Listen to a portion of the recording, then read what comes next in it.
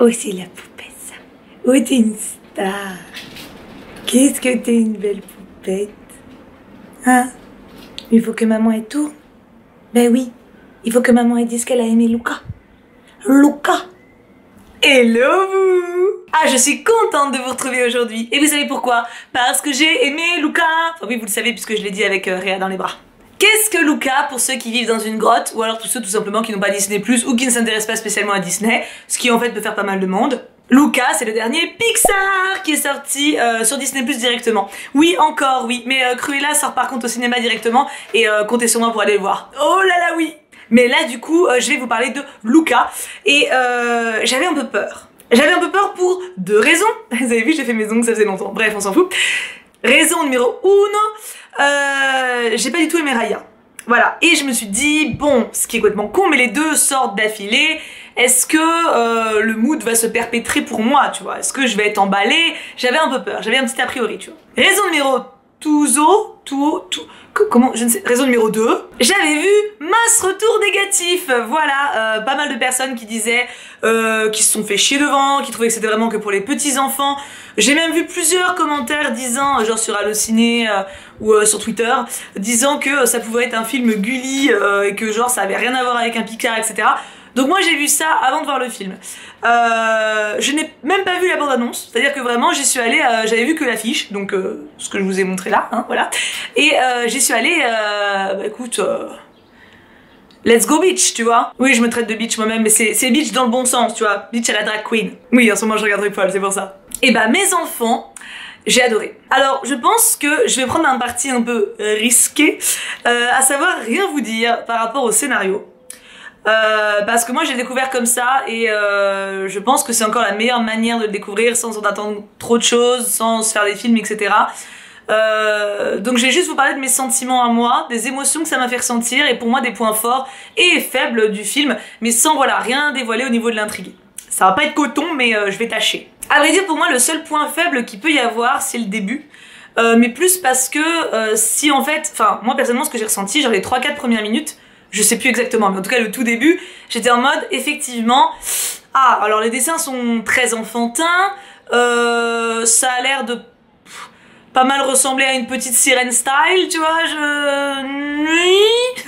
on va dire que les premières minutes, j'étais en mode, ah, donc les avis de Twitter sont vrais, tu vois, c'est pas, ça a pas l'air foufou, et puis les dessins te donnent l'impression d'être quand même assez grossiers par rapport à certaines finesses de Pixar qu'on a déjà pu avoir, genre Coco par exemple.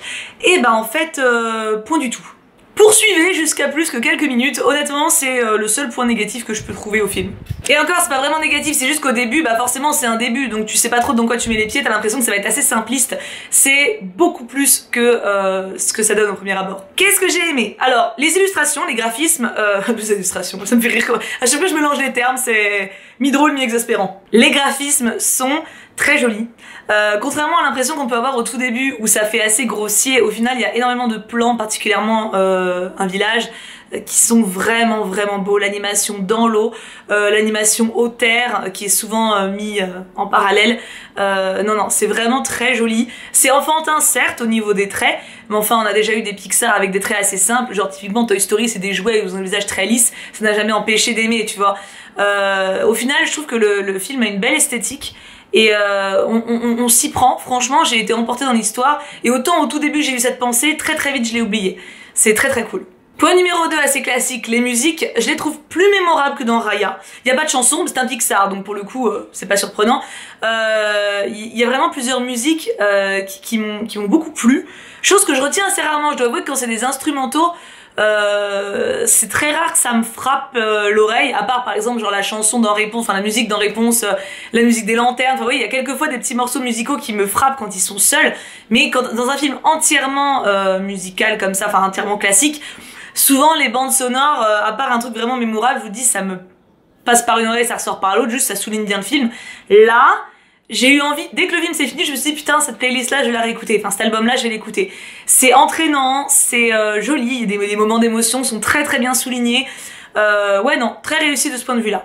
Alors dans les deux cas attention je dis pas que c'est des genre inoubliable d'un point de vue, tout ça, que ce soit d'un point de vue graphisme ou d'un point de vue musique, mais ça fait bien le boulot quoi. Non, pour moi la vraie réussite c'est l'histoire et les personnages.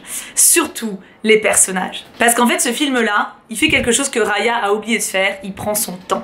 Il nous laisse le temps de nous attacher.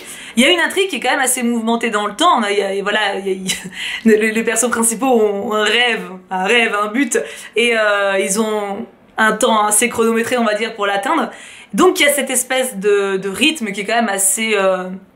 Bon, on sait où on va, tu vois, on n'est pas non plus livré à l'aventure, genre il regarde les étoiles, il regarde les nuages, tu vois, il y a quand même un but dans l'histoire, bien sûr. Mais il y a plein de moments où l'histoire se pose et nous laisse simplement profiter des interactions entre les personnages, de moments de dialogue, de moments d'échange, ce qui nous permet de les connaître et donc de les aimer. Et y compris pour les persos secondaires d'ailleurs. Il y a un moment le papa d'une enfant qu'on voit, on le voit pas extraordinairement longtemps, mais on le voit assez pour lui trouver beaucoup d'affect, beaucoup d'intérêt, beaucoup de tendresse, et c'est un de mes persos préférés d'ailleurs, alors qu'on le voit pas beaucoup. Donc voilà, j'ai trouvé les personnages très bien construits, ils ont pris leur temps pour vraiment les faire exister aux yeux du spectateur, et du coup nous permettre de nous y attacher. Donc pour moi c'est un énorme oui, et c'est pour moi justement ce qui a manqué dans Raya. Et enfin, ce qui m'a le plus marqué en termes de visionnage, les émotions, les valeurs. Voilà un film intelligent. Merci de ne pas nous faire une morale genre faites confiance. Non, là il y a plein de messages super intéressants. Évidemment, vous savez pas, si vous avez pas vu la bande-annonce, mais la valorisation de la différence. C'est pas parce qu'on est différent qu'on est forcément pas quelqu'un de bien. Alors c'est une morale qu'on a déjà vue plusieurs fois, mais qui là est amenée avec beaucoup de subtilité, j'ai trouvé. J'ai adoré aussi le questionnement sur les origines, sur le chemin qu'on doit faire. Est-ce que pour avancer dans la vie, on a besoin de forcément rester fidèle à qui on était de base? Est-ce qu'on peut s'en éloigner? Est-ce qu'on peut goupiller les deux? Il y a un moment dans le film, sans spoil bien entendu, où le personnage principal, donc Luca, fait un choix en s'éloignant, en reniant un peu qui il était. Et on sent à quel point ça l'impacte, à quel point il se rend compte de ce que ça implique. Et j'ai trouvé ça très très bon. La solidarité bien sûr, l'amitié, la famille. Ouais, la famille, mais dans le bon et dans le mauvais sens. Et ça, j'ai trouvé ça génial. L'abandon, c'est une question qui est abordée dans le film. Avec pareil, j'ai trouvé beaucoup d'élégance, beaucoup de noblesse. J'ai trouvé ça très très beau. Il y a un moment, un perso que j'aime beaucoup qui... Enfin, je vais vous dire juste une phrase qui n'est pas importante du tout, mais pour vous donner une idée de ce qui, moi, m'a parlé. Il y a une moto qui passe.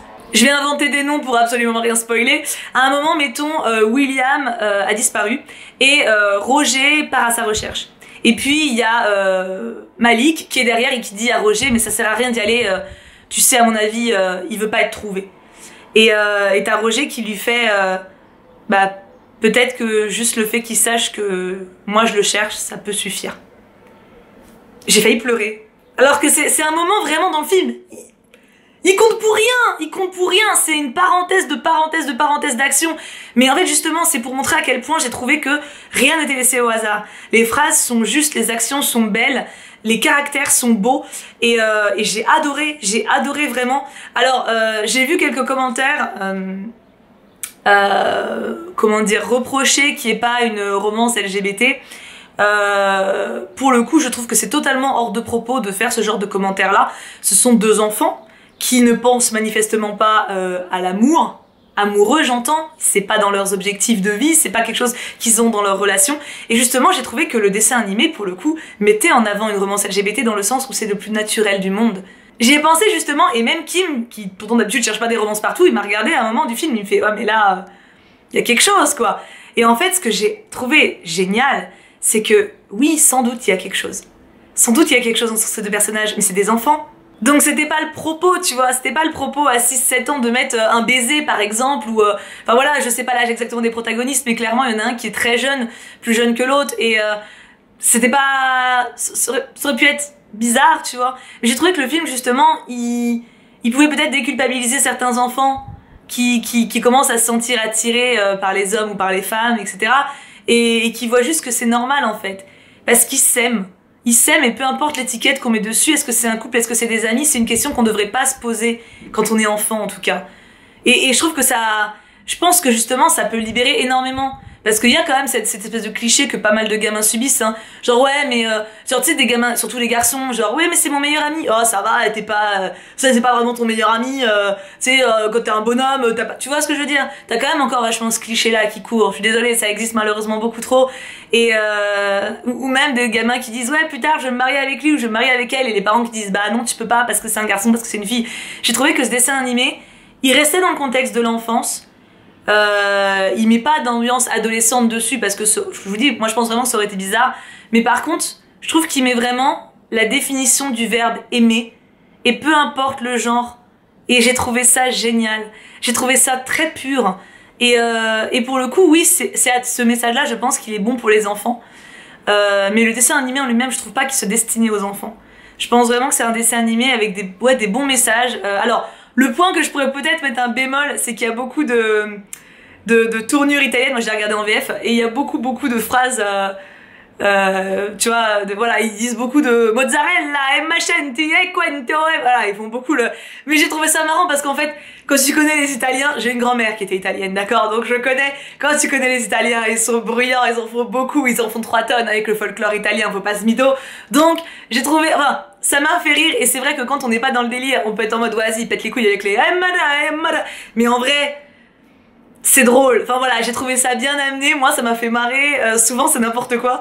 Et il y a un autre truc, et après j'arrête avec ça, mais je pense que j'étais assez claire sur le fait que j'ai vraiment aimé ce dessin animé. Il y a un autre message que j'ai adoré. Silenzio Bruno, et pour le coup, je pense que je peux le dire sans spoiler, c'est tout simplement cette espèce de petite voix qu'on a en nous, ce saboteur à l'intérieur de nous qui nous dit t'es pas capable d'y arriver, tu peux pas le faire, t'y arriveras pas, lui il y arrive parce qu'il est meilleur mais toi tu peux pas. Et le film il en parle de ça, et il en parle avec une belle justesse, encore une fois, sans en faire 3 tonnes, juste en étant bon, en étant vrai. Et encore une fois, je pense que le message pour les enfants de ce point de vue-là est excellent, et pour les parents aussi, parce que ça peut permettre d'aborder le sujet facilement. Il y a une tournure, donc là, le silenzio Bruno, vous comprendrez en voyant, mais c'est une tournure qui peut être facilement répétée, facilement rester en tête, et même en tant qu'adulte, ça peut faire un bien fou de se répéter ça. J'ai déjà dit 5-6 fois moi depuis hier, parce que je l'ai vu hier. Donc voilà, je ne vais pas plus en dire que ça. Alors le personnage du méchant, on peut lui reprocher de pas être incroyable, clairement. Alors, je l'ai vu comme un garçon adolescent, un Gaston adolescent, Gaston de la Belle et la Bête, tu vois. Ouais, il est pas dingue. En même temps, dans le monde de l'enfance, encore une fois, je pense qu'il faut voir que le héros est jeune, le héros est un petit garçon. Il faut arrêter de vouloir mettre nos angoisses et nos problématiques d'adultes dans la vie d'un enfant. Pour un petit garçon, c'est un méchant. Pour un petit garçon, c'est peut-être un des pires méchants qu'on puisse trouver. Parce que quand t'es gamin et que tu te fais emmerder par un autre gamin, bah c'est l'empire du mal pour toi. Le gars c'est Dark Vador. Imaginons, je sais pas, tu vas à l'école et t'as un gars qui t'emmerde dans la cour de récré, qui te ridiculise devant les autres, qui t'humilie. Ce mec-là, pour toi, c'est Satan quand t'as 8 ans. Alors évidemment, c'est pas maléfique, c'est pas Ursula, on est d'accord. Mais dans le contexte, j'ai trouvé que le méchant faisait le boulot. Alors il est un peu caricatural, il est un peu, peut-être oui, trop simple pour certains, je comprends. Mais j'ai trouvé que dans l'univers du film, où on a quand même un gamin qui s'émancipe, qui trouve le courage d'avancer, qui essaie d'avancer dans sa vie comme il l'estime le plus adapté pour lui-même, j'ai trouvé que ce méchant-là était parfait. Et j'ai aussi aimé la façon dont la famille était traitée, enfin voilà. J'ai trouvé que le film était très juste. Je le mets un petit peu en parallèle avec En Avant, même si En Avant était un peu plus adulte quand même, quand même vachement plus adulte au niveau de plein de choses. Il y a peut-être plus de seconde lecture pour En Avant pour un adulte que pour Luca, mais je les mets un peu dans le même pack, à savoir des films très humains et qui prennent leur temps de faire exister leur personnage en fait. Et ça fait du bien. Ça fait du bien parce que tu sens vraiment que toute l'équipe y a travaillé, y a mis son cœur, y a voulu faire passer des messages. Mais pas, je trouve que justement c'est fin, tu vois. C'est pas avec des gros sabots et on te le martèle dans la gueule, c'est juste bien. C'est juste très bien. Donc voilà, voyez Luca. Et je dois avouer que je suis extrêmement heureuse d'avoir cette bonne surprise après ma petite déception avec Raya. Ça me confirme que mon amour pour les studios n'est pas terminé, loin de là. Et c'est juste que bah, tout ne peut pas nous plaire, donc n'hésitez pas à me dire en commentaire, il est dispo sur Disney+, donc n'hésitez pas à me dire en commentaire si vous l'avez vu, ce que vous en avez pensé si vous l'avez vu, et si vous ne l'avez pas vu, est-ce que vous comptez le regarder. J'espère en tout cas vous avoir donné l'envie. Je pense que vraiment c'est un film qui peut apporter du bien quand on le regarde, et moi je ne demande pas plus que ça. Même si en l'occurrence, bon, les studios ont fourni beaucoup plus que ça. Je vous fais plein de bisous, on se retrouve sans doute samedi du coup pour la critique sur Cruella, enfin critique, pour mon avis sur Cruella, hein, on va se détendre, parce que je pense le voir très rapidement, donc autant vous donner mon avis le plus vite possible aussi pour que vous puissiez le voir en salle, voir si je le kiffe ou pas. J'avoue que j'ai beaucoup d'espoir pour ce film là, j'ai l'impression qu'il y a un peu des vibes Harley Quinn, bon... C'est pas très original, mais moi j'avoue que ça me plaît, hein. Les femmes badass, rigolotes, un peu insolentes, etc. J'avoue, ça me fait kiffer. Même si c'est pas original, c'est pas grave. Mais on verra, j'espère quand même qu'ils ont insufflé un peu plus que d'une Harley Quinn à l'intérieur, parce qu'Harley Quinn on en a déjà une, donc il nous faut quand même quelque chose d'un peu différent. Je vous dirai ça très vite en tout cas. Prenez bien soin de vous et on se retrouve, sans doute samedi. Mouah, plein de bisous!